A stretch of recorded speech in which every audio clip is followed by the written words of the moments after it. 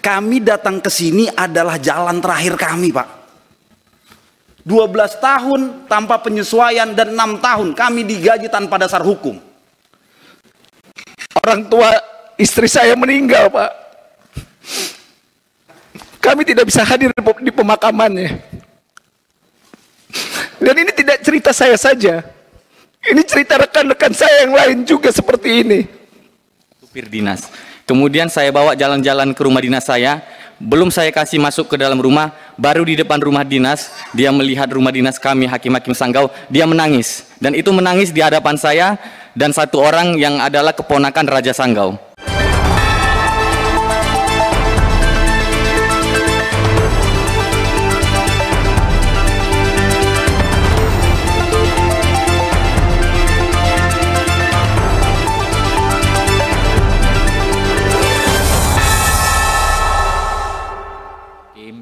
Ini forum pertama kali terjadi ya di DPR, di mana rekan-rekan hadir diterima langsung oleh 4 pimpinan DPR.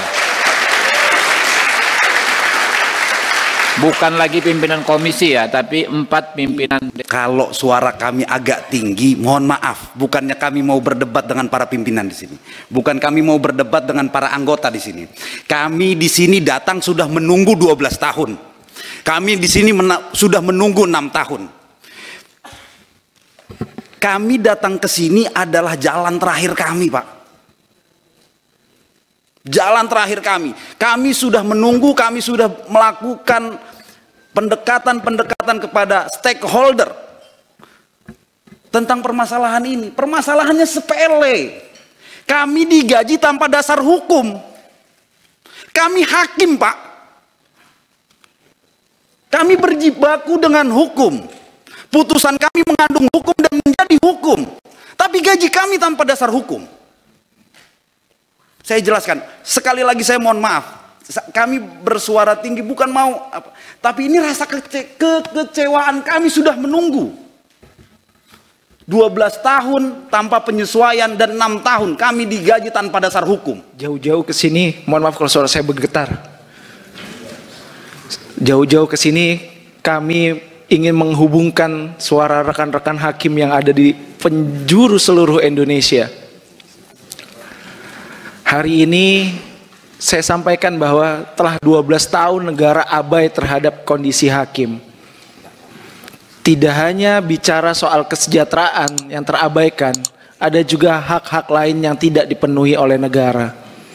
Salah satunya adalah hak keamanan, hak atas jaminan keamanan. Kondisi hakim hari ini, ekonominya berada di ujung tanduk. Berada ditugaskan di penjuru-penjuru Indonesia. Bukan kami tidak suka terhadap hal tersebut. Bukan kami meminggirkan hal tersebut, tidak. Sejak kami dilantik di awal, kami bersedia untuk ditempatkan di seluruh penjuru Indonesia. Menjadi pintu gerbang terakhir untuk memberikan rasa keadilan kepada masyarakat. Tapi kondisi inflasi selama 12 tahun, negara tidak hadir di sana. Saya menyampaikan Bapak kondisi teman-teman, saya ambil contoh saja, ada rekan saya Ervan, berada di Kepulauan Buru, Maluku, rumahnya, home base-nya ada di Gresik, Jawa Timur. Dengan membawa istri dan 2 orang anak untuk pulang kampung saja mungkin harus menahan diri 3-4 tahun. Begitupun saya, sebelum di Madura saya ditugaskan di salah satu kabupaten di Provinsi Jambi, di Tanjung Jabung Timur. Orang tua istri saya meninggal, Pak. Kami tidak bisa hadir di pemakamannya. Dan ini tidak cerita saya saja. Ini cerita rekan-rekan saya yang lain juga seperti ini. Memang di dalam persidangan kami sering disampaikan, saudara yang mulia, pimpinan majelis hakim yang mulia. Tapi ada prinsipnya kami juga seorang manusia biasa.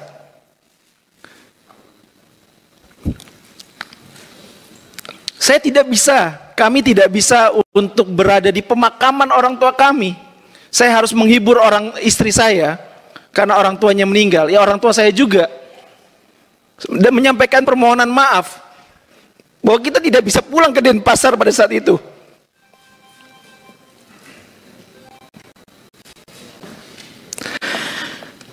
Dan ini tidak sedikit yang dirasakan oleh rekan-rekan hakim. Tidak sedikit yang harus berpisah, akhirnya bercerai dengan pasangannya karena persoalan ekonomi ini. Mungkin yang masyarakat tahu, gaji di atas 10 juta itu sudah sangat besar. Tapi bagaimana dengan, kami sadar ekonomi masyarakat juga tidak sedang baik-baik. Kami tidak ingin minta menjadi kaya raya, tidak. Tidak sama sekali kami tidak minta kaya raya, tidak. Bahkan dari naskah kebijakan yang kami ajukan, draft perubahan peraturan pemerintah nomor 94 tahun 2012, kami hanya meminta besaran kenaikan 142%. Tidak ada setengahnya dari 300% kenaikan gaji pegawai Kementerian Keuangan. Padahal ancaman terhadap keamanan kami, ancaman terhadap jiwa kami, jiwa keluarga kami itu nyata di depan mata.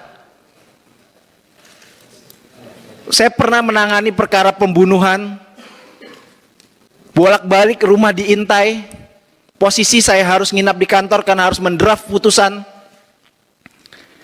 Istri dengan 3 orang anak kecil, tidak punya ART karena keterbatasan ekonomi, menyampaikan, ya rumah bolak-balik didatangi orang malam-malam, pintunya juga digedor. Ini kondisi nyata. Saya sampaikan, hubungi tetangga.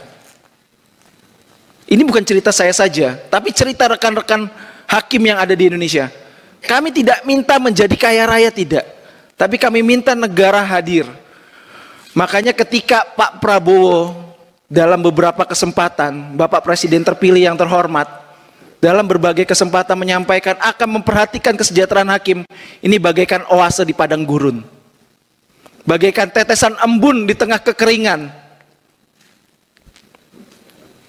Insya Allah apa yang kami sampaikan ini, kami yakin akan direspon positif oleh Bapak Prabowo Subianto.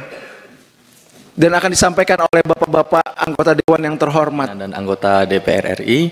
Perkenalkan, nama saya Bahara Ivanovski Stefanus Napitupulu. Saya merupakan hakim tingkat pertama pada Pengadilan Negeri Sanggau yang terletak di Kabupaten Sanggau, Provinsi Kalimantan Barat, yang berbatasan langsung secara teritorial dengan negara bagian Sarawak, Malaysia. Adapun yang hendak kami sampaikan kepada yang terhormat pimpinan dan anggota DPR RI ialah saya soroti mengenai fasilitas perumahan daripada hakim, terutama kami yang ada di daerah ini. Saya pribadi menjadi hakim di Pengadilan Negeri Sanggau sejak tahun 2020. Kita dapat fasilitas rumah dinas, akan tetapi yang sangat disayangkan adalah rumah dinas yang hendak kami tempati itu pertama tidak dalam keadaan layak. Untuk saya pribadi ketika saya menempati rumah dinas itu, mohon maaf, gaji saya 1 bulan sebagai hakim habis untuk melakukan renovasi, contohnya untuk melakukan perbaikan tandon air, karena di Kalimantan Barat itu kalau kemarau air susah. Kemudian kami pun menempati rumah dinas diwajibkan untuk membayar PBB, kemudian juga kami dipotong 200 atau 300 ribu per bulan katanya untuk biaya sewa rumah dinas, sehingga sesungguhnya kami tidak gratis menempati rumah itu. Kemudian juga pada beberapa bulan lalu kami di Sanggau ada acara dari Festival Adat Melayu dan kemudian ada tamu dari Malaysia. Kemudian saya berkenalan dengan beliau. Ternyata orang Malaysia ini adalah dari pejabat pendidikan dari Kota Labuan di Sabah. Kemudian saya berkenalan dengan beliau, saya bawa jalan-jalan di Sanggau, beliau heran. Mohon maaf yang mulia, saya baru melihat bahwa seorang hakim mengemudi mobil. Karena di negara saya, hakim pasti punya supir dinas. Kemudian saya bawa jalan-jalan ke rumah dinas saya, belum saya kasih masuk ke dalam rumah, baru di depan rumah dinas, dia melihat rumah dinas kami, hakim-hakim Sanggau, dia menangis. Dan itu menangis di hadapan saya dan satu orang yang adalah keponakan Raja Sanggau. Dia menangis oleh karena melihat betapa mirisnya hakim yang ada di Indonesia, betapa minimnya fasilitas hakim di Indonesia. Sampai beliau mengatakan bahwa ini rumah dinas sudahlah tidak layak, kemudian dikelilingi oleh masyarakat. Apabila ada masyarakat yang berkonflik hukum di situ, kemudian dia kalah, dia dengan mudahnya akan mengganggu ataupun mohon maaf seperti melemparkan bom molotov ke rumah yang mulia. Itulah kata beliau, karena tidak ada security dan lain sebagainya. Itu yang Pak, ini dengan perwakilan hakim, mohon izin bicara Pak. Ya, bismillahirrahmanirrahim. Assalamualaikum warahmatullahi wabarakatuh. Salam warahmatullahi. Salam sejahtera kita sekalian. Shalom, Om Swastiastu. Saudara-saudara sekalian, saya diberitahu oleh Profesor Dasko bahwa ada pertemuan antara saudara-saudara perwakilan dari para hakim dengan pimpinan DPR. Saya memang menaruh perhatian yang sangat besar sudah sejak lama terhadap para hakim. Saya berpendapat bahwa yudikatif kita harus sangat kuat, dan karena itu dari dulu pendapat saya, saudara boleh cek di semua pidato saya, di berbagai juga tulisan saya, saudara bisa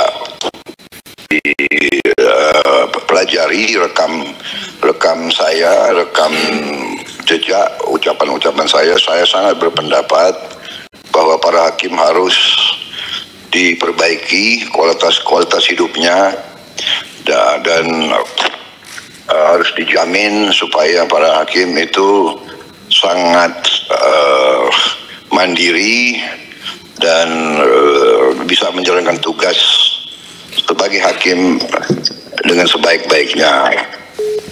Karena itu dari dulu rencana saya ingin memperbaiki remunerasi penghasilan para hakim supaya menjadi sangat baik gitu. Itu pandangan saya dari dulu, dan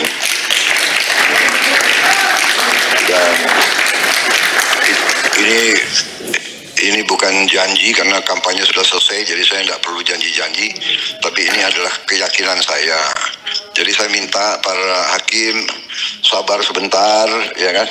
Begitu saya memang menerima estafet, saya menerima mandat, dan saya menjalankan, saya benar-benar akan memperhatikan para hakim, karena supaya negara kita bisa hilangkan korupsi, para hakim yang tidak boleh bisa disogok, para hakim yang tidak bisa dibeli, para hakim harus terhormat, para hakim harus mendapat perhatian dari negara, penghasilan yang memadai sehingga dia punya harga diri yang sangat tinggi dan dia tidak perlu untuk cari tambahan. Itulah tekad saya, itu keyakinan saya. Untuk itu saya mohon bantuan saudara-saudara, marilah kita bersatu, kita benahi negara kita, kita yakinkan semua orang, semua pihak, apalagi mereka yang menerima fasilitas dari negara, para pengusaha-pengusaha besar itu bisa bayar pajak, para kewajiban mereka dengan sebaik-baiknya. Kita semua harus bahu-membahu, yang kuat bantu yang lemah, yang lemah kita harus bersatu. Jadi negara kita sama-sama akan bangkit, sama-sama akan makmur. Saya kira itu para hakim yang saya hormati, mohon sabar. Saya juga kaget saya mendengar kondisi kalian, tapi saya sudah merencanakan bagaimana kita memperbaiki kondisi kalian. Saya kira itu dulu sementara, ya, saudara-saudara. Pada saatnya nanti saya bisa minta waktu untuk saya bisa mungkin tetap muka dan bicara langsung sama saudara-saudara. Tapi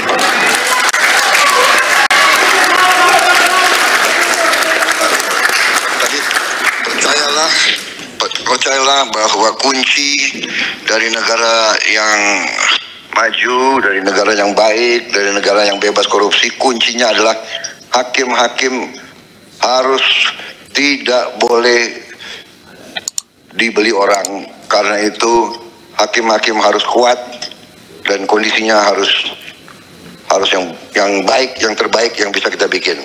Itu tekad saya. Demikianlah, marilah kita sama-sama memperbaiki negara kita. Terima kasih. Wassalamualaikum warahmatullahi wabarakatuh. Izin Pak. Terima kasih Pak. Saya lanjut mimpin Pak. Terima kasih Pak. Terima kasih.